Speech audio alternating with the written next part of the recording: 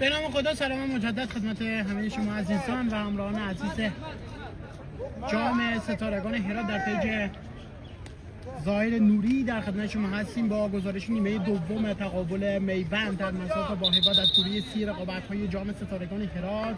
بازی در نیمه نخست با نتیجه 2-0 به پایان رسید و حالا در نیمه دوم ببینیم که دو تیم چه عملکردی خواهند داشت.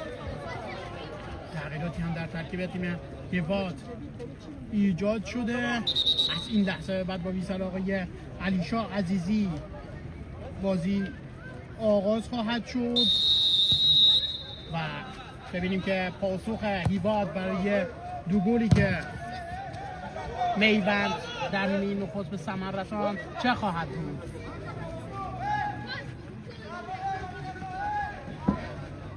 در ترکیب تیم میوند یاسین جعفری در اون دروازه هست، رضای غلامی، وحید رسولی، ابوالفضل مظفری، مصطفی محمدی، جعفر فیروزی، علی سینا احسانی، لیاقت رسولی و مرتضی حیدری هستند.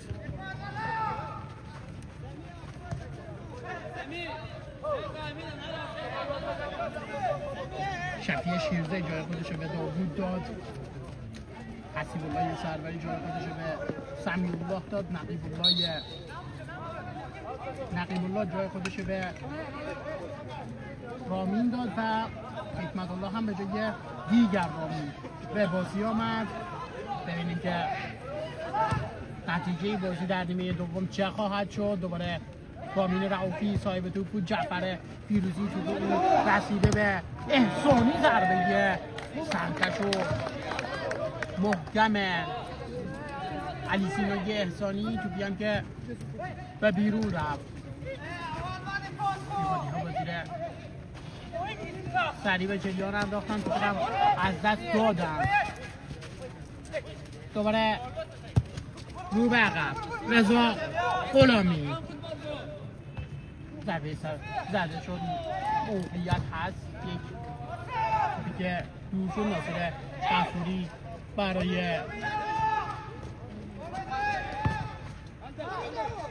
تیم فوتبال هیواد یک ضربه آکروباتیک خوب از روی وحید رسولی. اینسان دوباره موقعیت، یک برخورد، لیاقت رسولی با ناصر غفوری برخوردی داشت. نوراحمد محمدی روی پای راست خودش به شوت زمین کرد و توپ بیرون رفت و ثمری برای هیواد نداشت. لیاقت رسولی هم نقش بر زمین هست در ترکیب تیم میوند. علیشاه عزیزی هم رفت و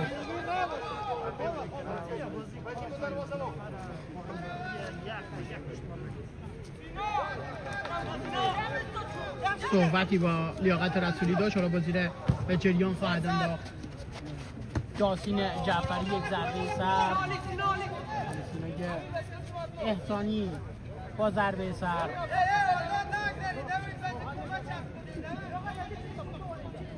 یک پرتاب اینسان برای تیم فوتبال میوند هست. خودش برای میوند جعفر فیروزی. دوباره موقعیت باقی است. اینسان میتونه نوراحمد محمدی فرصت به دست بیاره که گذشتن هست. رضای غلامی کار سختی. حکمت الله صاحب توپ رو به عقب.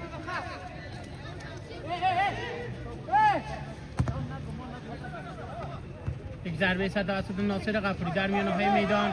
حکمت الله صاحب توپ است، واسه رسانده به ناصر غفوری. ببینیم از این موقعیت چگونه استفاده خواهند کرد. از صد یک بازیکن میتونه بگذره که نه، این اتفاق نیفتاد.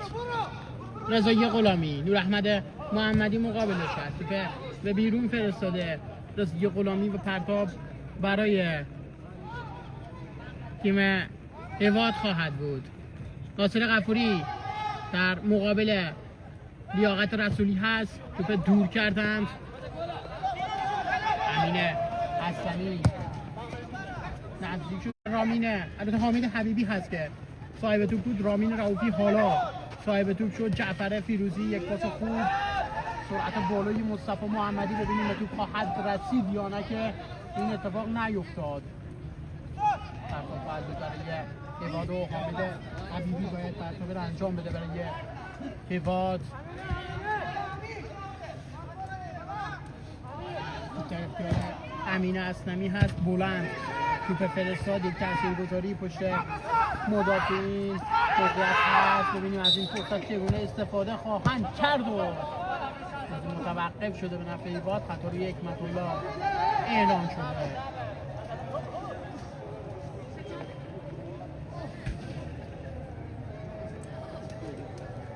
ناصر غفوری به نظر باید زمین مسابقه رو ترک بکنه.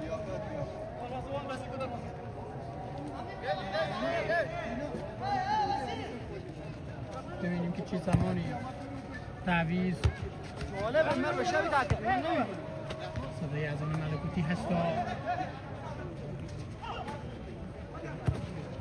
توپ هم در اختیار بازیکنان هواد، یک ارسالی که انجام شد.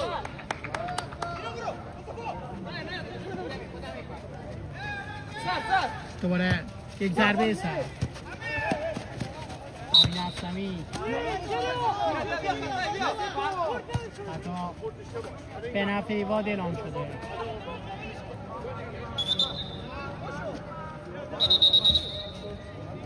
دوباره بازی از جای مشخصی باید آغاز بشه. امین اسلمی بازی رو به جریان انداخت. دوباره یک قطع توپ، این برخورد جعفر فیروزی نقش بر زمین، پرتاب برای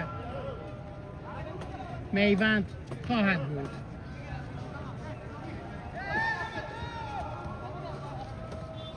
رضای غلامی، جعفر فیروزی دور کرد. دوباره پرتاب، رامین رؤوفی درگیر هست با جعفر فیروزی. خود جعفر توپ دور کرد و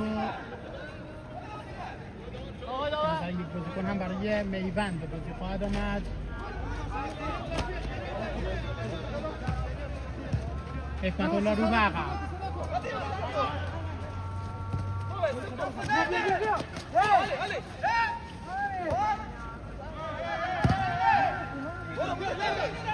ارسال بلند، رضای غلامی یک ضربه سر زده.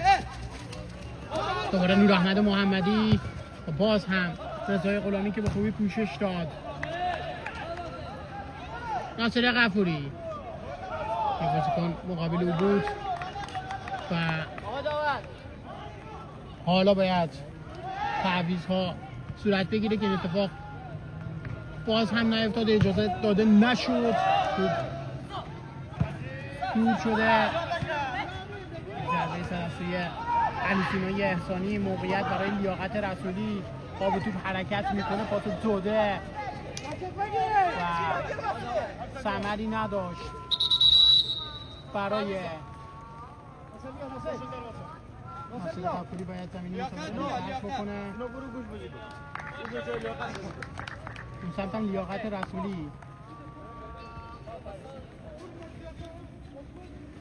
زمین مسابقه رو باید ترک بکنه. دو تا تعویض البته برای نه برای میوند تعویض خواهد بود. فران دیگه نیست جانی.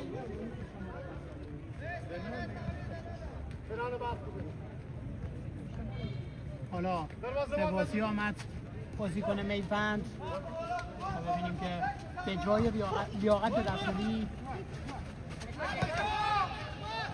حکمت الله خوبی در زمین بازی نگه داشت، اما سرمربی هواد اشاره‌ای داشت به اینکه باید رو به جلو بازی بکنه. دوباره حکمت الله با به توپ، بازیکنان البته هواد، یک برخورد خطرناک، خطا روی یار تازه وارد هواد اعلان شده.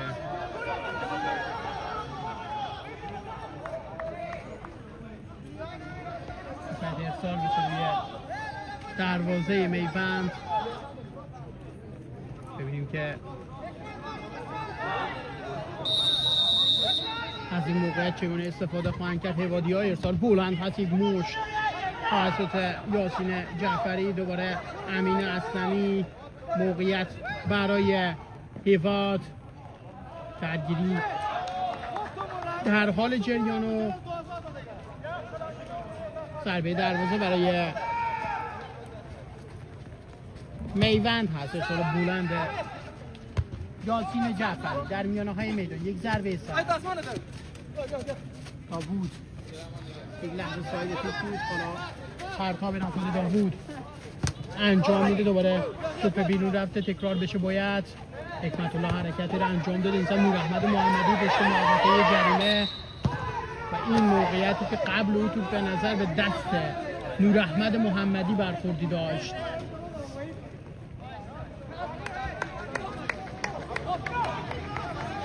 بازی باید به جریان انداخته بشه و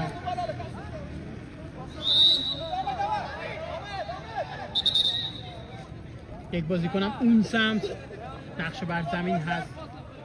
بازیکنان میوند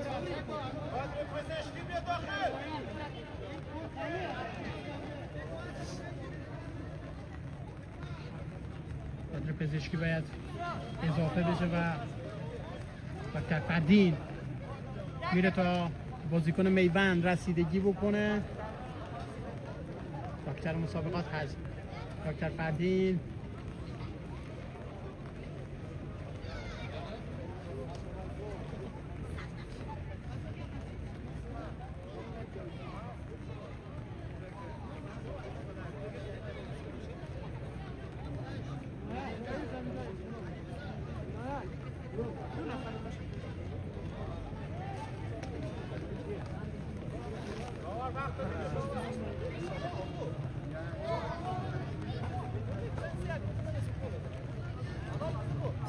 نقشه بر زمین هست. بازیکن میوند وضعیت خوبی هم به نظر نداره.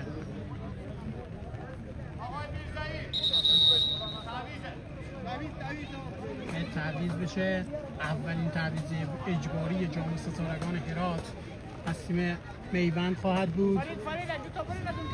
علیسینا احسانی بازیکن فوق العاده تاثیرگذاری هم در ترکیب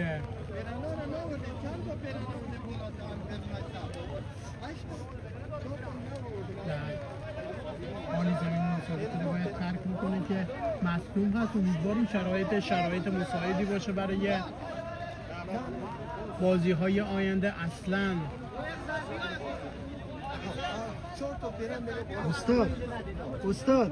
استاد میرزایی کار از اینه دیگه 14 تا پیرن تو 8 میاری. ای خدا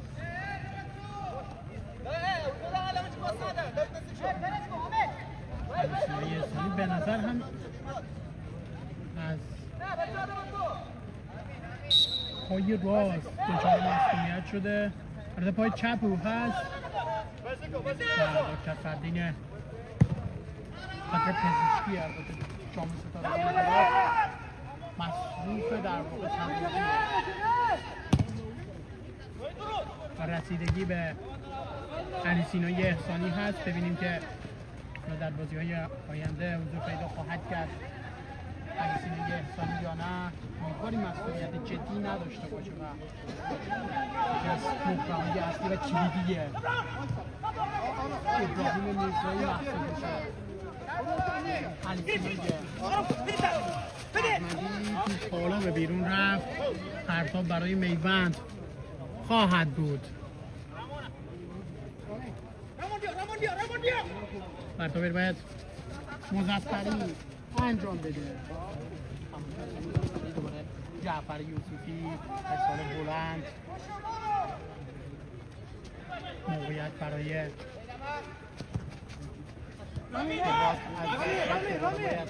طراح یک حمله دیگه باشند. یک ضربه سر زده شد. موقعیت هست برای حامد حبیبی، ارسال رو انجام داده. ارسال بلندی که تو در اختیار یاسین جعفری قرار گرفت. میره تو بلند، بازی رو به جریان انداخته یاسین جعفری. ادامه کار برای میوند فرصت هست. ببینیم از این چگونه استفاده خواهند کرد که توپی که به بیرون رفت و ثمری برای میوند نداشت. 14 دقیقه تقریبا از نیمه نخست گذشته و همچنان بازی تو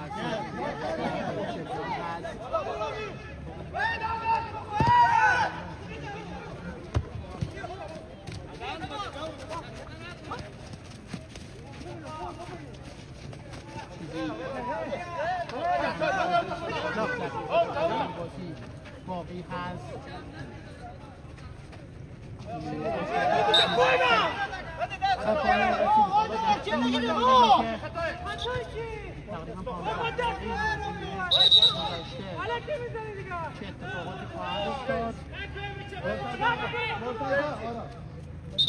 این بازیکن به نظر قرار هست کارت زرد بگیره در این بازی.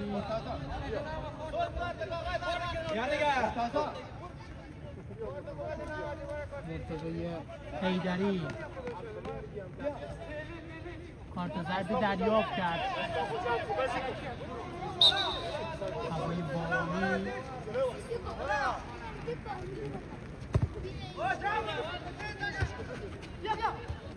بازی به جریان انداخته شد. بازیکنان هیواد صاحب توپ هستن. پیشروی حامد حبیبی توپ در زمین بازی نگه داشته، رو به عقب،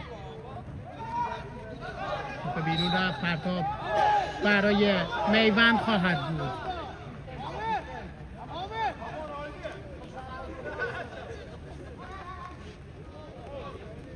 اینجا و 8مین دقیقه از بازی هست.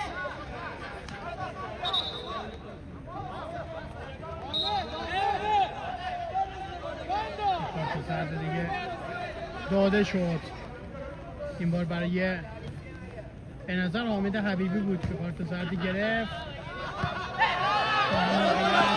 برای میوند که به درد موقعیتشون موقعیت خوبی زمین اسلمی درگیر. ببینیم با این توپ چه خواهد کرد و با ضربه دروازه هست برای تیم هیواد. بازی سریع به جریان انداخته. کم کم بازی داره به دقایق اساس خودش نزدیکتر میشه.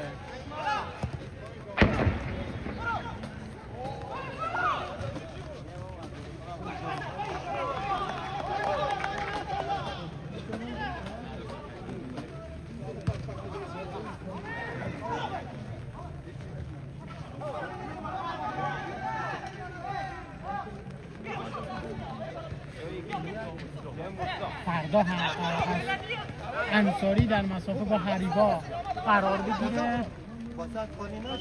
خالی بود یک لحظه موقعیت برای میوند که تا تعویض هم در راه هست برای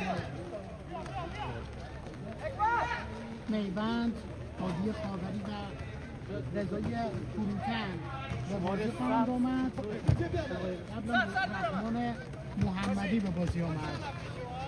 دکتر فردین اني لباسونه راو اني لباسونه د مسلمانانو واغوندي الک په سواس څور شپږ نور نه وشنه لباسونه ستا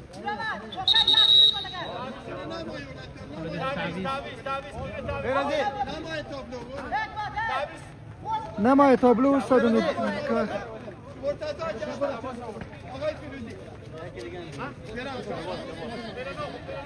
مرتضی حیدری جای خودش باید به هادی بده، هادی خاوری، و اون سمت هم رضای فروتن به نظر به جای جعفر پیروزی به بازی آمد. بازی رو باید البته یاسین جعفری به جریان بندازه. ارسال بلند جعفری در میانه میدان حکمت الله صاحب توپ. این برخورد یک لحظه صورت گرفت. دوباره نور احمد محمدی موقعیت خوبی برای هیواد صاحب توپ. بازیکنان میوند پیشروی امین اسلمی پوشش داده. یک بازیکن از پیش رو برداشت، دومی هم از پیش رو برداشت. پاس داده به رامین رؤوفی، پاس در عرض رو به نور احمد محمدی که نتونست توپ در زمین بازی نگه داره. اما دیگه کم کم تاریک شد دیگه. رفتن‌های ورزشگاه هم که از شروع نیمه دوم روشن شد. تقریبا دیگه اولین بازی است که با این تاریکی برگزار میشه در رقابت‌های جام ستارگان هرات. دوباره رامین رؤوفی به دلیل بارش شدید باران بازی یک ساعتی به تعویق افتاد. یک برخورد رضای غلامی معترض هست به علیشای عزیزی داور بازی. یک بازیکن نقش بر زمین هست از باشگاه میوند و وحید رسولی هست که نقش بر زمین هست. آقای داور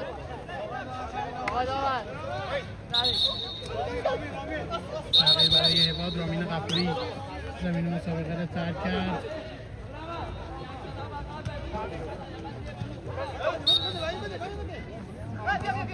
علی احمد رسولی به بازی آمد. که از بازیکنان با تجربه هیواد هست علی احمد رسولی. تجربه آقای گلی در رقابت‌های لیگ برتر هرات هم در کارنامه داره.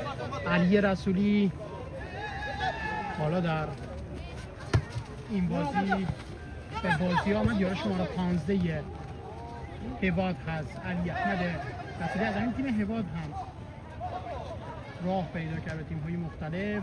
اگر اشتباه نکنم در لیگ قهرمانان افغانستان هم بازی کرده.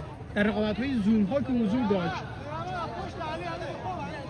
فکر کنم در باشگاه صرافان بود علی احمد رسولی، ولی در لیگ قهرمانان افغانستان خاطر ذهن ندارم که واقعا بازی کرده علی احمد رسولی یا نه. ولی در رقابت لیگ برتر هرات تجربه آقای گلی داره علی احمد رسولی. بازیده دروازه‌بان هیواد به جریان هم اون سان امین اسلمی، بازیکن جوان و آینده‌داری است. امین اسلمی دقیقه 63 بازی هست و دو بر صفر همچنان بازی در حال جریان. نخست که تقریبا دیگه میتونیم بگیم با اشتباهی بازیکنان هیواد به ثمر رسید. اشتباهی که رضای غلامی انجام داد همین امین اسلمی که لحظاتی قبل در موردش صحبت کردیم با ضربه سر موقع بازیکن دروازه‌بان خودشون رسوند و نقیب الله کریمی هم که دروازه‌بان هیواد بود نتونسته به کنترل بکنه. با کمال ناباوری تو به دروازه رفت. حالا این سم علی احمد رسولی دهانه دروازه. چرا اینجور گل نشده تا حالا؟ و حالا گل شد و علی احمد رسولی گفت بازیکن با تجربه است میتونه تاثیرگذار باشه. گل اول به ثمر رسید. نتیجه شد 2-1. روی حرکت فوق‌العاده دو 3 بار توپ لیوان شد و نهایتاً توپ وارد دروازه شد و نتیجه شد 2-1. دو بار توپ در اختیار گرفت دروازه‌بان میوند، ولی به هر شکلی که بود دروازه خالی باز شد. دوباره بازیکنان هیواد اون جمله معروف دور از کنده و درویشه اینجا دیگه تطبیق میشه. علی احمد رسولی بود که دروازه رو باز کرد با تجربه بالا. البته علی احمد رسولی فکر کنم دروازه رو باز نکرد، ولی روی حرکت علی احمد رسولی بود که دروازه باز شد و نتیجه شد 2-1.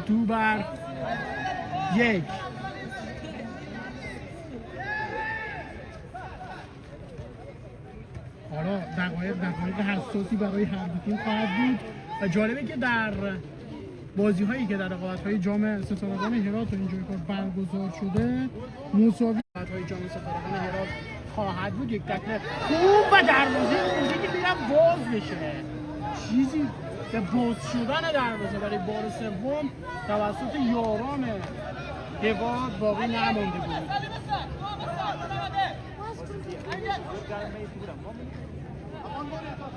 علی احمد رسولی رفت و در خط دفاعی برای بازیکنان هیواد کمک کنه. ببینیم که از این فرصت چگونه استفاده خواهند کرد بازیکنان میوند. ارسال بلند، یک لحظه برخورد، تصمیم علیشای عزیزی خطا به نفع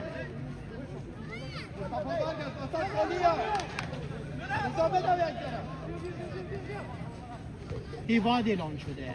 تاگوت برای هیوادی ها صاحب شد. ارسال بلند برای انجام دادن حکمت الله در میانه های میدان رو به عقب کار کرد. دنبال یار خالی توپ رسیده به علی احمد رسولی.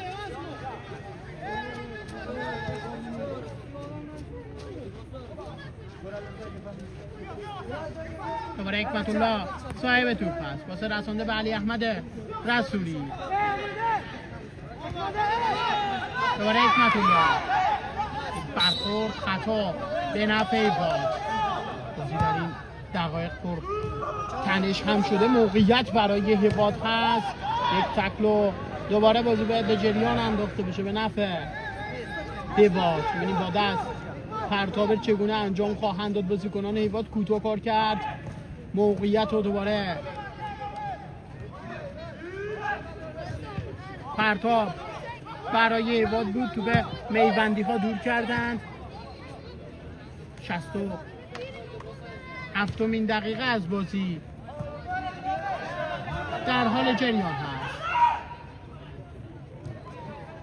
دوباره موقعیت مثلا انجام شده. یک ضربه سر از سوی نور احمد محمدی و ضربه دروازه برای میوند هست. نور احمد محمدی با آمدن علی احمد رسولی به بازی یک در واقع پست عقب‌تر آمده و برای هیواد البته توپ خواهد زد. علی احمد رسولی رفت بود خط حمله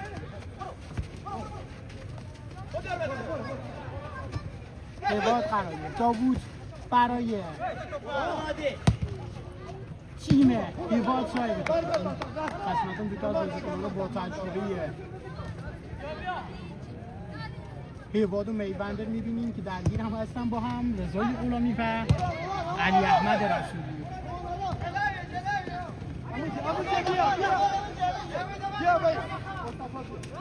پرتاب انجام شده. دوباره بازیکنان میوند صاحب توپ هستن. موقعیت برای میوند بود به بیرون رفت. نور احمد محمدی فرار رو انجام داده. علی احمد رسولی که تو به اون نرسید. رو به عقب این تو بیرون خواهد رفت یا نه. حالا این اتفاق افتاده.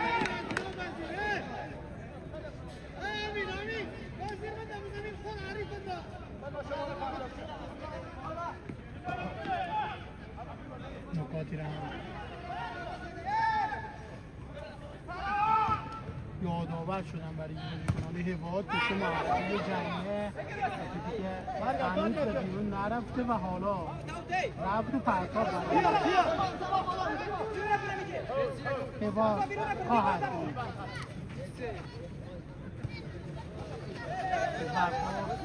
خطایی در کار نیست.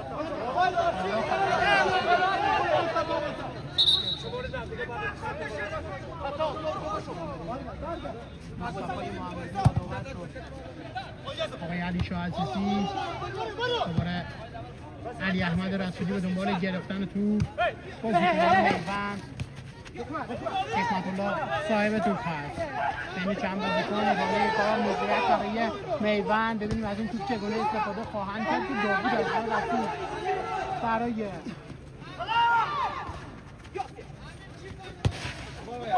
حکمت الله ارسال بلند. تعویض جناحی بازی. یک لحظه اشتباه. موقعیت برای تیم هیواد هست. نفوذ کردن نور احمد محمدی و علی احمد رسولی. یک برخورد. تصمیم داور چه خواهد بود؟ رنگ کارت از این نما هنوز که مشخص نیست چه رنگ خواهد بود. کنان هیواد و کارت زرد به بازیکن خاطی داده شد و کارت زرد دوم و اخراج. به نظر هم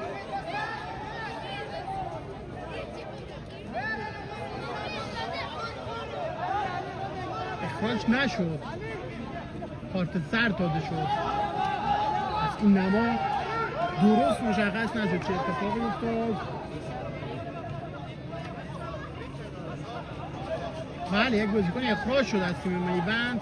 به نظر هم مصطفی محمدی بود که اخراج شد. موقعیت خوبی است علی احمد رسولی پشت توپ ضربه خودش زمینی کرد، دوباره توپ برگشت داده شد، ارسال انجام شده، توپ قطع کردن بازیکنان میوند پیشروی بازیکنان این تیم. دوباره میرحمد محمدی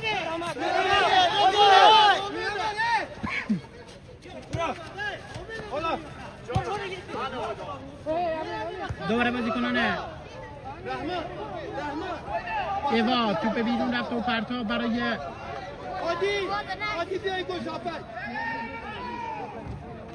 بیا آفک گوش ایواد هست.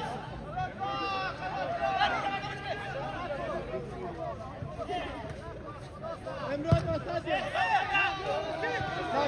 ابوالفضل مظفری بازیکن اخراجی میوند بود، حالا باید با یک نفر کمتر میوند به بازی خودش ادامه بده، در حالی که چیزی کمتر از 8 دقیقه تا پایان بازی باقی مانده بدون وقفه‌ای طلب شده. البته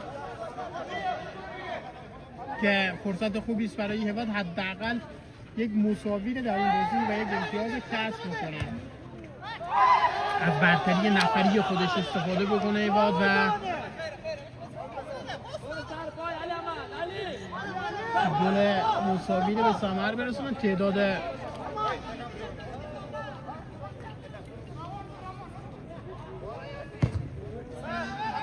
هواداران هم کم کم داره بیشتر میشه در ورزشگاه.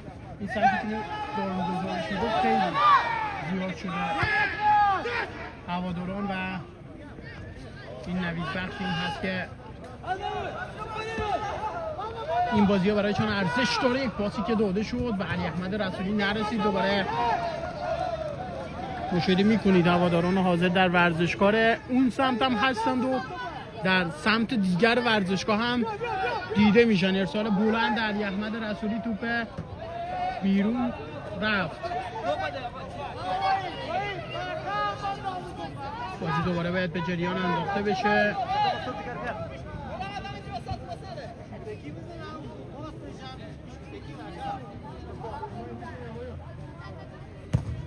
ارسال بلند تو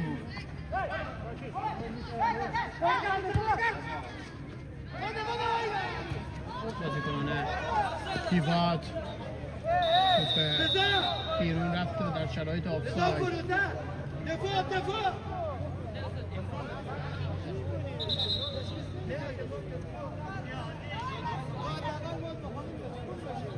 بازی باید به جریان انداخته بشه. رضای غلامی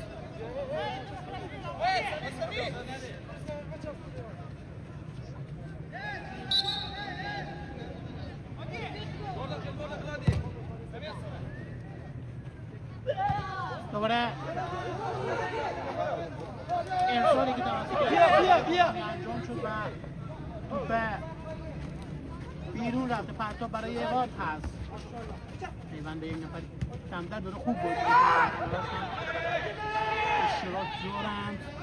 بازی سریع به جریان انداخته شد. موقعیت میره که شکل بگیره حامد حبیبی. ارسال بلند او برای علی احمد رسولی و یاسین جعفری که اصلا عجله‌ای نداره برای گرفتن توپ. حالا این کار انجام داد. 5 دقیقه دیگر تا پایان بازی. هیواد با یک نفر بیشتر و یک نفر کمتر در این تقابل یک گل عقب هست. باید با آب و آتیش بکنید در این دقایق باقی مانده تا حداقل گل مساوی به ثمر برسونه. دوباره در میانه‌های میدان بازیکنان هیواد صاحب توپ حامد حبیبی. ارسال بلند خیلی هم بلند هست. توپ یاسین جعفری رسید. نوراحمد محمدی برخورد و خطایی هم در کار نیست و ادامه کار هست به نفع میوند. البته علیشا عزیزی هم نزدیک شد به یاسین جعفری.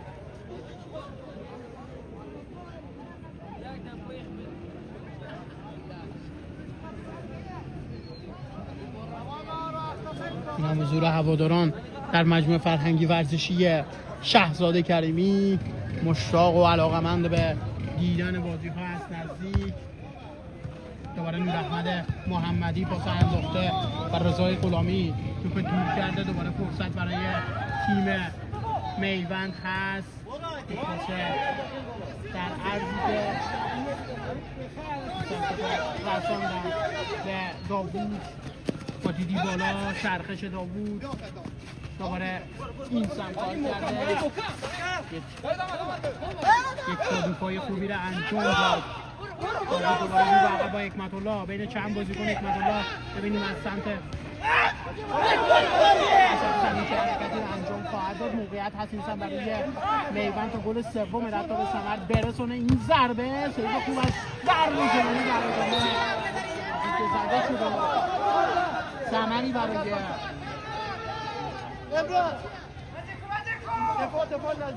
میوند نداشت. دوباره بازیکنان هواد، حامد حبیبی صاحب توپ داوود این نفوذ کرده. حالا پاس رسیده به خود داوود. موقعیت برای این تیم هست. پیشروی جاوود. وحید رسولی اجازه کار نداد. پرتاب برای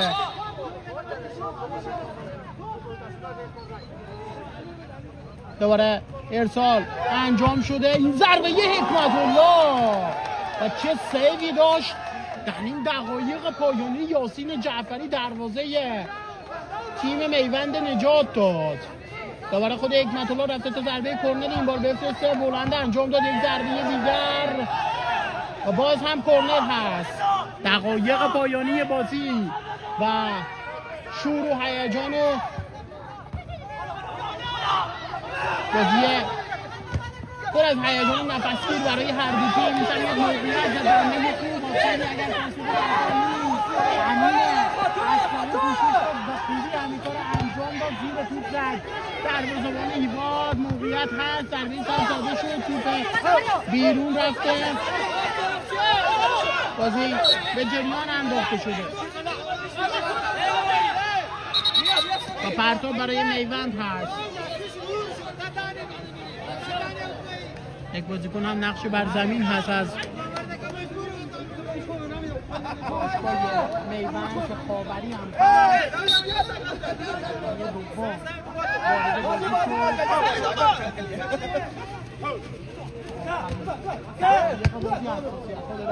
بیشتر از 30 انسان موقعیت آفساید از توی بازیکنان میوند اعلان شد.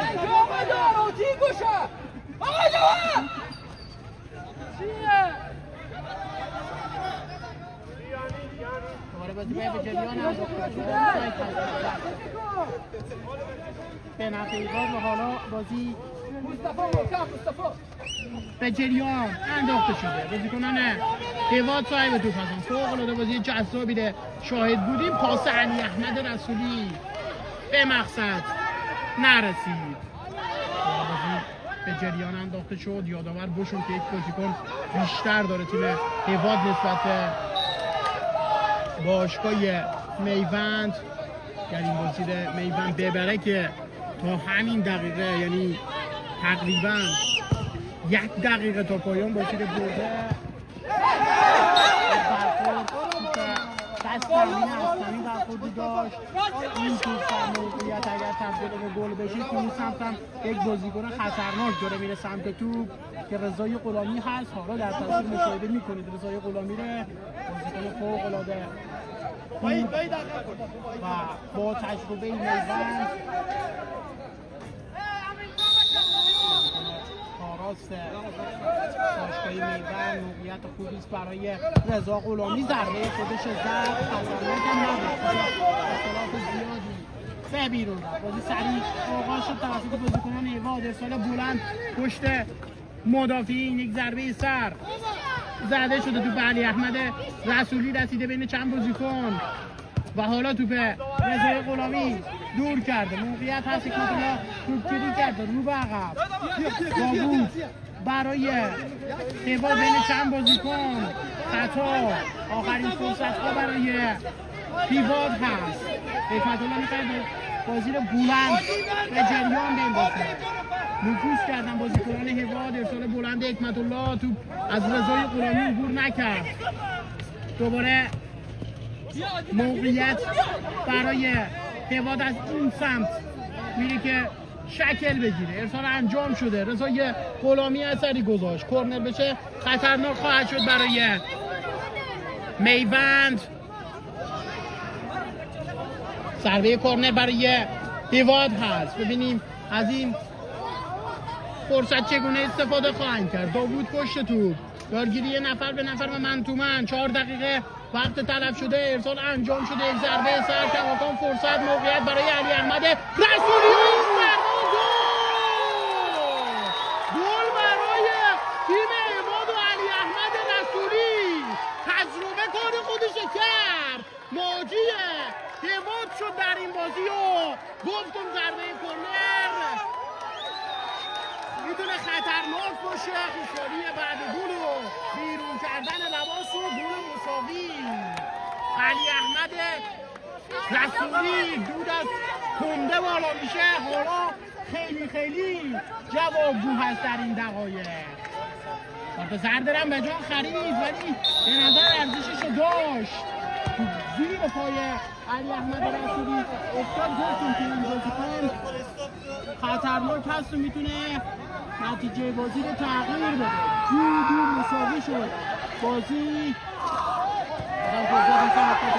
توپگیری کرده برای هواد.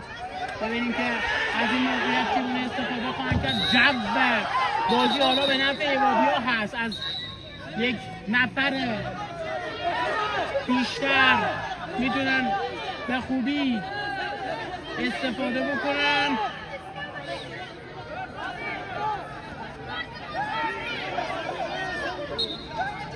به جریان انداخته خواهد شد. حکمت الله پشت توپ هست. ارسال انجام شد. دوباره موقعیت برای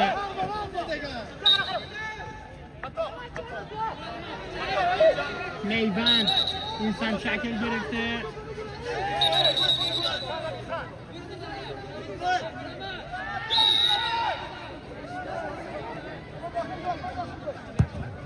ارسال بلند. ارسال بیسر. حتی توپ صورت گرفته گشت مدافعین. توپه نتونه بندازه بازی کنه. هواد دوباره موقعیت. یک چرخه داوود پایین توپ پاس فرستاده. موقعیت هست. آفساید اعلان شد به نفع میوند. چیزی تا پایان بازی هم باقی نمونده. 4 دقیقه وقت تلف شده اعلان شده بود که فکر کنم 2 دقیقه گذشته از زمان بازی. از این 2 مساوی هست و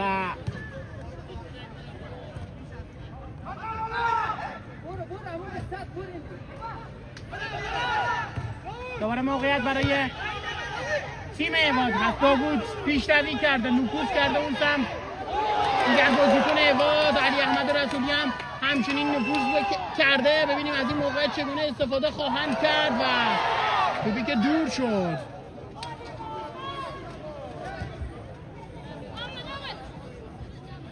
بازی دوباره به جریان انداخته شده. ضربه سر بازیکنان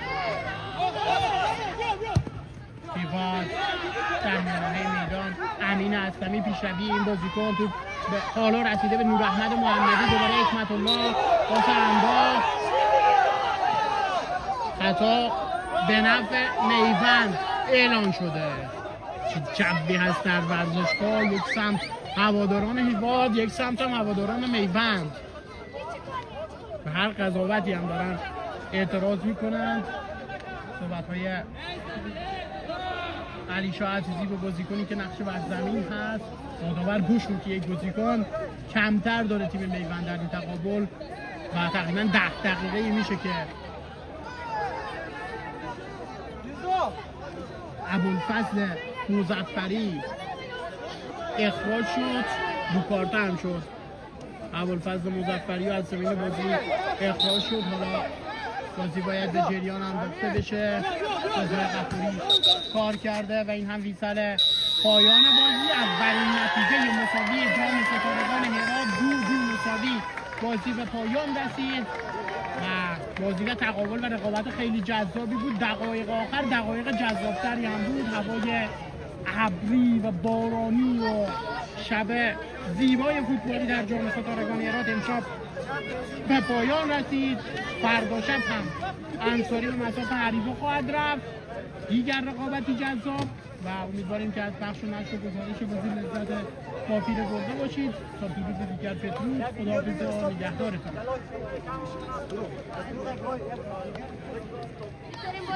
محمد جان بیا محمد.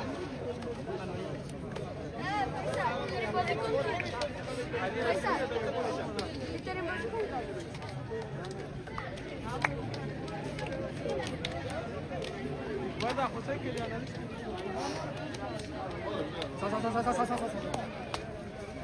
Sa.